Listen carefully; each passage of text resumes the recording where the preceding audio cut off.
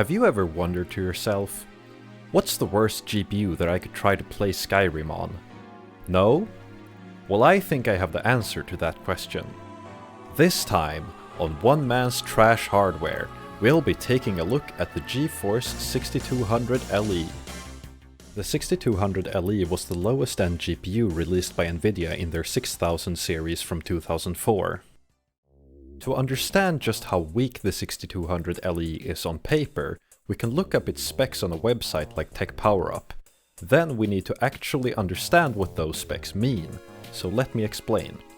A GPU core is made up of a few different components. For this era of GPUs, those components are the pixel shaders, vertex shaders, texture mapping units, and raster output units. The combination of the number of different components is referred to as a core config. While the core configuration and core clock speed determine the performance of a GPU core, the memory configuration has a large impact on the overall performance of the GPU. For the memory configuration, bandwidth is the most important factor and is determined by the memory bus width and memory clock speed. If we compare the 6200 LE to the 6200, it's a cut-down version of it, as the name suggests.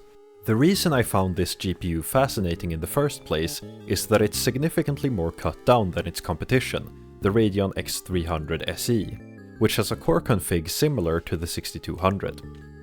Unlike the Radeon, it also supports Shader Model 3.0, which is a requirement for newer, more demanding DirectX 9 games like Skyrim. My intent was to see what such a cut-down GPU was capable of and just how bad the more demanding games would be. However, as it turns out, these low-end GPUs are not as simple as they might seem. As it turns out, the specs you find on websites like TechPowerUp, Wikipedia, etc. aren't actually reliable, as I found out when I opened up GPU-Z with my 6200 LE installed.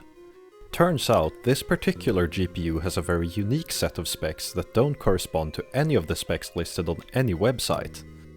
I was even able to find my exact model on GPUZoo.com, but the specs listed there aren't the same either.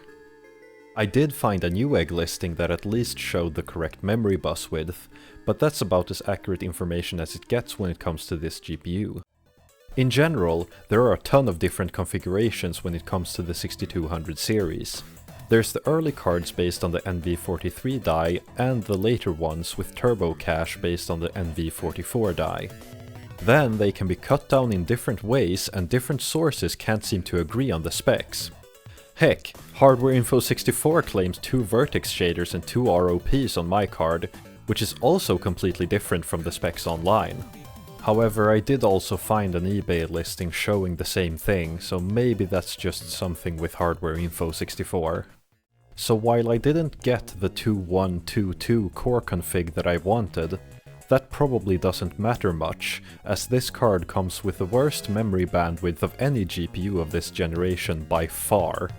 Given that the memory bandwidth is about half of what other low-end GPUs of this generation have, I would assume that to be the biggest performance bottleneck. Chances are, even if it had a 1111 core config, it would still perform the same. Aside from the awful memory bandwidth, due to being a 6200 series card, it's missing some optimizations found in higher-end and newer GPUs, potentially making the situation even worse.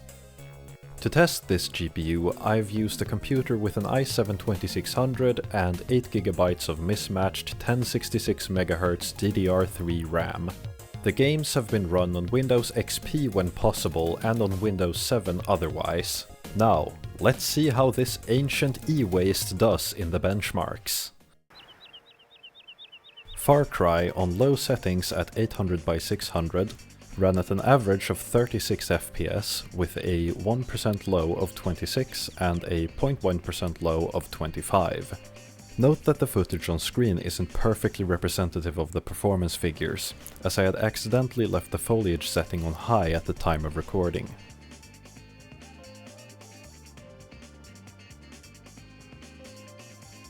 Far Cry on the high settings at 1280x960 ran at an average of 4 FPS, a 1% low of 2 FPS and a 0.1% low of 0 FPS. With these settings, not only was the time demo painfully slow, but there was also some textures missing in places. I also had a really hard time starting the time demo as one key press sometimes registered as more than 10.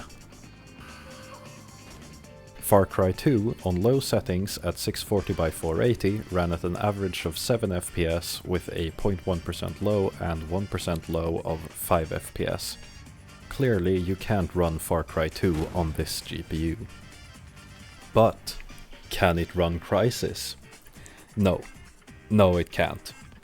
Crysis on low settings at 800x600 ran at 5 FPS average, 4 FPS for the 1% low, and 3 FPS for the 0.1% low. Needless to say, it was completely unplayable, and just trying to run the time demo was slow and painful. Fear on the low settings ran at 27 FPS average, with a 1% and 0.1% low of 5 FPS. Although the performance isn't great, it's at least close to playable. Fear on the high preset ran at 3 FPS average, 2 FPS for the 1% low, and 1 FPS for the 0.1% low. The game ran so slowly that it took significantly longer to complete the benchmark compared to low settings. Half-Life 2 on low settings at 640x480 ran at an average FPS of 43 with a 1% low of 24 and a 0.1% low of 20. This means the game was fairly playable at these settings. Note that the game ran in DX8 mode, as that's what it defaulted to. Changing it to DX9 resulted in the game running significantly worse. Half-Life 2 on high settings at 1280x960 ran at an average FPS of 6, a 1% low of 3 and a 0.1% low of 2.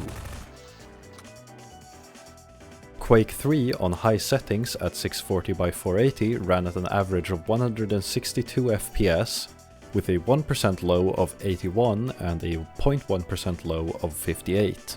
Overall, the game ran great, however, the 0.1% low shows the extreme drops that would occur when there were jibs very close to the screen. Quake 3 at 1024x768 ran at an average FPS of 58, a 1% low of 13 and a 0.1% low of 12. While the average looks pretty good, the drops caused by jibs are so bad it makes the game unplayable. Skyrim on low settings at 800x600 ran at 2 FPS. At least you could say that the frame times are very consistent, but the game isn't playable at all. Stalker on low settings at 800x600 ran at an average FPS of 16 with a 1% and 0.1% low of 11. Tomb Raider 2013 on low settings at 800x600 ran with an average FPS of 2 and a 1% and 0.1% low of 1.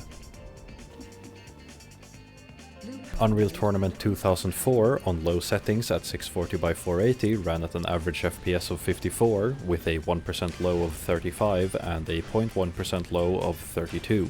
In other words, the game was pretty playable, although it wasn't the best experience. Unreal Tournament 2004 on high settings at 1280x960 ran at an average of 7 FPS with 5 FPS for the 1% and 0.1% low. Metro 2033 was also planned as a benchmark, but it wouldn't start due to the card not supporting 64-bit texture blending. As we can see from the results, this GPU isn't capable of much. Even low-end friendly games of its day struggle to stay above 30 FPS at low settings. One interesting experience I had with this card was while I was messing around with it in Windows 7 and testing some games. I had completely forgotten to install the drivers, and surprisingly it took me until I opened MSI Afterburner to realize it.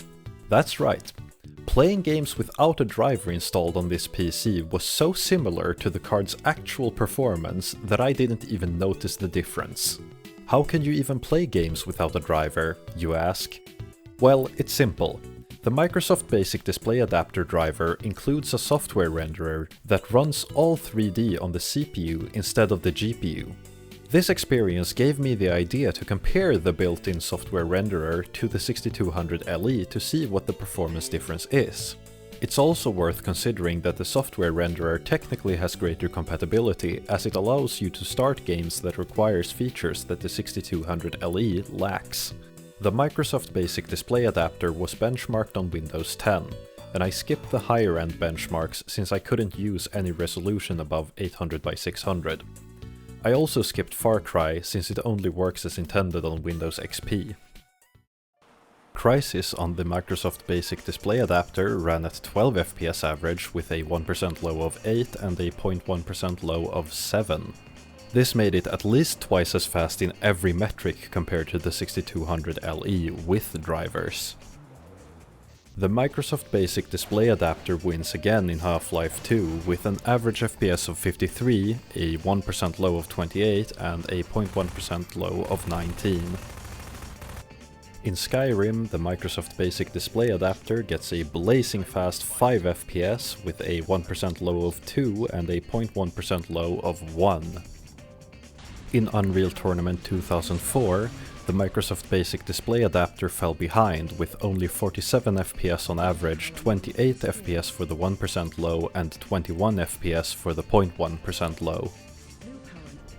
Tomb Raider 2013 on low settings at 800 by 600 ran with an average FPS of 2 and a 1% and 0.1% low of 1.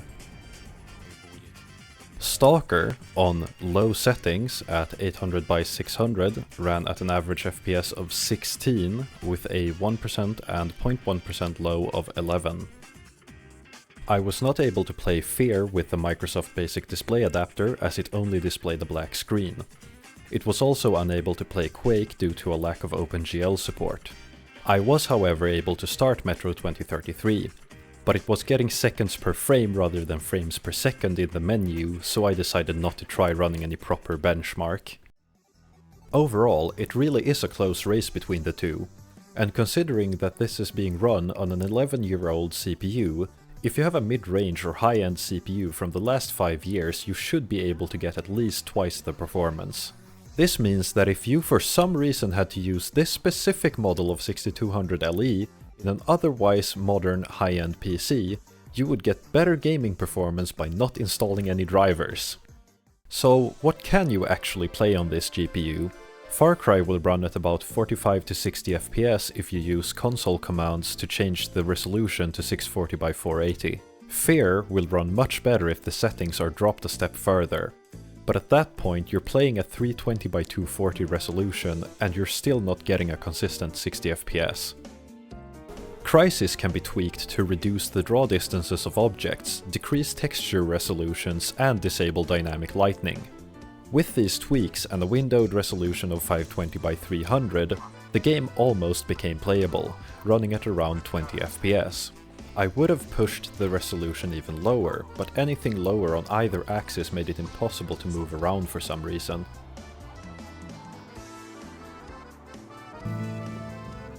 Minecraft 1.16 runs at above 30 FPS on the lowest possible settings, and might run even better with Optifine.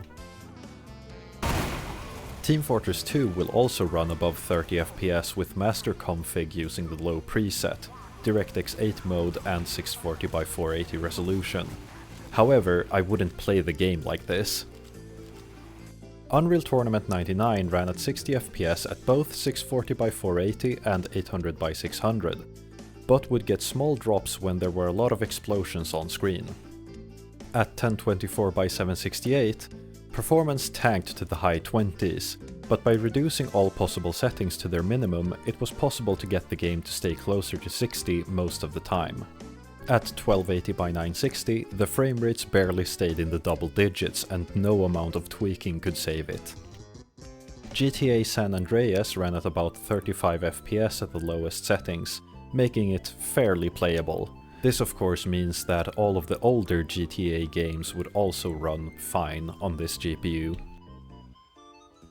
Beyond that, older games from around the year 2000 will probably run well as long as you stick to 640 by 480 or maybe 800 by 600 resolution.